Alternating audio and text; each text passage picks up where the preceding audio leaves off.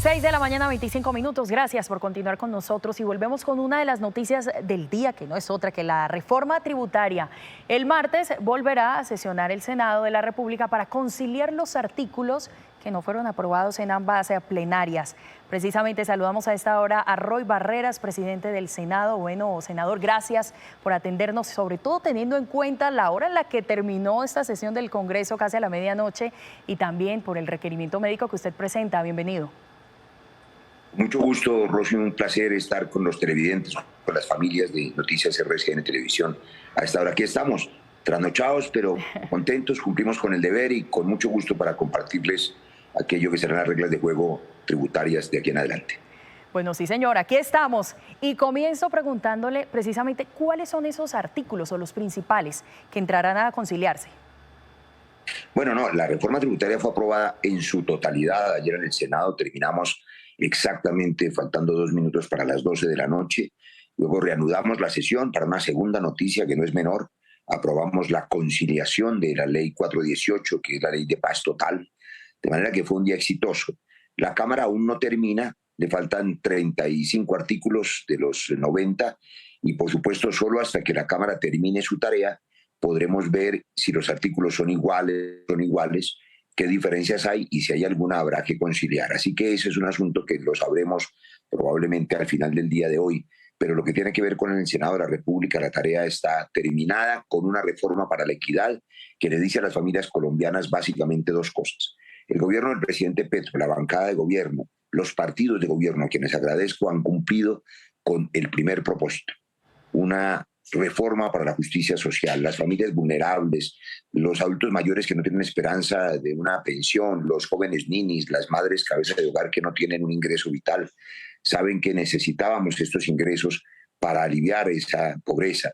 Y por supuesto, ¿quién los paga? Quienes pueden pagarlos, sin afectar mayormente a la empresa ni a la industria y garantizando que nuestra principal fuente de recursos, que es el petróleo, pues se mantenga. Y se mantenga porque todos hemos dejado constancia de un hecho claro. Es indispensable en la transición energética mantener la producción petrolera. Para decirlo de manera vernácula y con una muy conocida telenovela y serie que se ha visto, sin exploración no hay paraíso.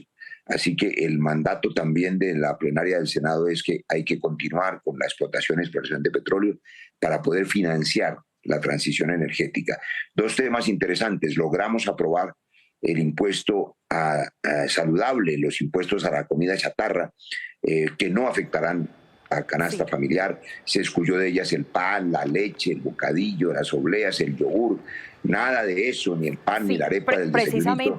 Precisamente, senador, hablemos de ese, que además es uno de los artículos más polémicos. Se cayó el impuesto al pan, pero ¿qué tipo de pan? ¿Qué pasa, por ejemplo, con un churro o una galleta con mermelada? Bueno, depende de lo que sea un churro, porque en caleño y en Bogotá un churro quiere decir otra cosa. O que tengan dulce, productos de panadería, por ejemplo. Lo que ocurre es que la inmensa mayoría de los pacientes con diabetes, y yo soy médico, o con sobrepeso, los niños en desnutrición, a quienes inclusive por falta de recursos solamente les compran lo que llamamos en Cali el mecato, pues no se alimentan bien. Aquello que tiene exceso de azúcar pagará impuestos de manera gradual, de acuerdo a un gramaje, lo mismo las bebidas azucaradas. En la medida en que les meten más azúcar, pues se pagarán más impuestos. Sin embargo, la noticia también es clara. Habrá una transición, como en todo, porque los asuntos hay que prepararlos. Entonces, solamente a partir de julio del 2023 se cobrará ese gravamen a las bebidas azucaradas. El año entrante y los alimentos, chatarra o la comida que no alimenta, pero que la gente compra en las tiendas, tampoco tendrá impuestos hasta septiembre del 2023. Los alimentos de verdad, la leche, el yogur, el queso, el pan, la arepita del desayuno, nada de eso tendrá impuestos ni ahora ni el año entrante. No se afecta a la canasta familiar.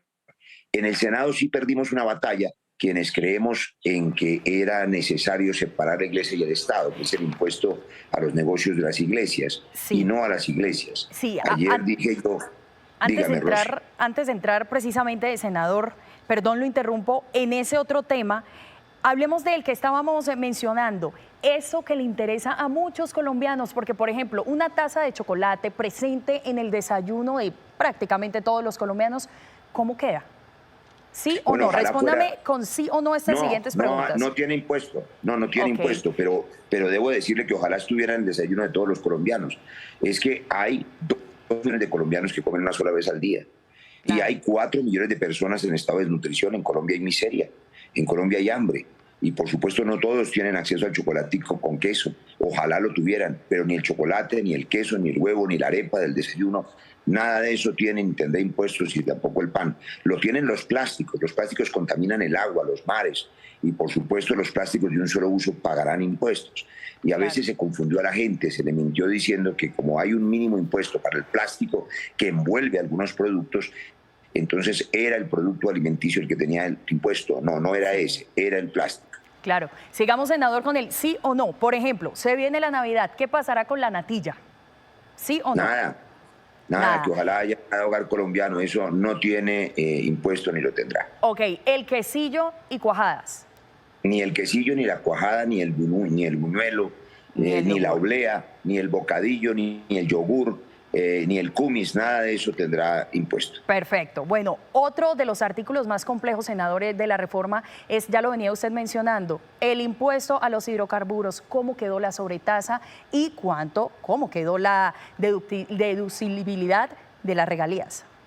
Digámosle a los colombianos, el petróleo es una riqueza colombiana, está en el subsuelo y es de todos los colombianos. Subió el precio del petróleo por muchas razones, entre otras la guerra de Ucrania, a más de $100 el barril. Pero la ganancia del petróleo no llegó a los hogares colombianos, ni a las familias que ven RCN.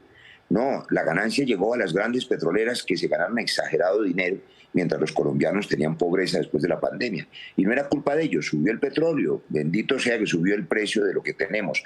Esta sobretasa quiere decir que cuando el petróleo está muy alto, en lugar de que la ganancia sea solo para las petroleras, también sea para las familias colombianas, y por eso esta sobretasa, que es gradual y que tiene un máximo del 10% sobre esos sobretasas, siempre y cuando el precio del petróleo esté por encima de $70 el barril. Cuando el precio no está en esas cifras exageradamente altas, pues entonces no habrá sobretasa. Sin embargo, es muy Me probable que en los preguntan próximos acá. años siga así de alto el precio, lo que no es malo para Colombia. Yo quiero aquí ser claro, y se lo hemos manifestado al gobierno. Todos sabemos que hay que hacer transición energética, energía eólica, energía solar, pero para poder pagar eso hay que fortalecer Ecopetrol.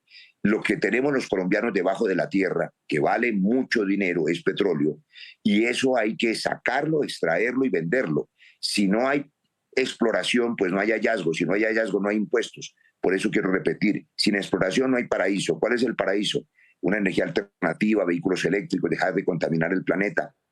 Pero por supuesto, la transición no es en 15 días, sino en 15 años. Y en estos primeros 3 años o 4 hay que sacar el petróleo que tenemos para poder venderlo a los países de compradores y con eso poder darle de comer a los más pobres de Colombia y reindustrializar el país. Sí, usted, senador, mencionó, ya, como es de saberse, conciliación de la paz total. También pasó en el Senado. Hablemos de, ya hay nombres del equipo negociador con el ELN y bueno, ¿cuándo serían? ¿Cuándo comenzarían estas negociaciones? Bueno, no, esa es una decisión del gobierno nacional. No hay todavía una mesa de negociación, no hay negociadores y además falta un elemento clave. Ayer aprobamos la conciliación de la paz total que permite un primer acercamiento a la paz a través de la desmovilización individual de quienes están al margen de la ley y sobre todo de la construcción del equipo de paz que se aprobó esta madrugada, hace apenas unas horas, a la 1 de la mañana. Pero los nombres de las personas que ocupen ese gabinete de paz, pues los decide el señor presidente. Ahora, falta un paquete que yo vengo reclamando hace un par de meses, la ley de sometimiento a la justicia colectiva, a la justicia penal ordinaria de las grandes bandas criminales. Los colombianos necesitamos seguridad jurídica.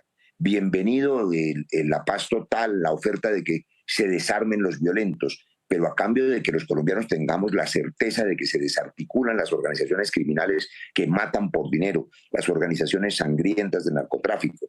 A ellos, a los que pueden recibir este mensaje, les reitero, dejen de matar o no tendrán beneficio. Y les reitero otra cosa, si miran hacia atrás, todos los capos terminan muertos, extraditados, sus familias perseguidas. La paz total es una oportunidad también para que ellos salven sus familias, pero sobre todo para que le den a Colombia la oportunidad de vivir sin violencias. Acójanse a la paz total, pero también el mensaje es para el gobierno nacional. Cualquier mano tendida de paz total implica al otro lado un puño firme un puño firme de la fuerza legítima del Estado, persiguiendo, capturando o dando de baja, si es necesario, a quienes no se sometan a la paz total y sigan siendo una amenaza para la seguridad nacional. Pues estaremos entonces muy atentos, senador, a lo que suceda, principalmente con esos puntos, esos artículos que faltan por conciliarse, debatirse hoy. Recordemos que será reanudado el debate en la Cámara de Representantes. Senador Roy Barreras, presidente del Senado, gracias por estar aquí con nosotros en Noticias RCN.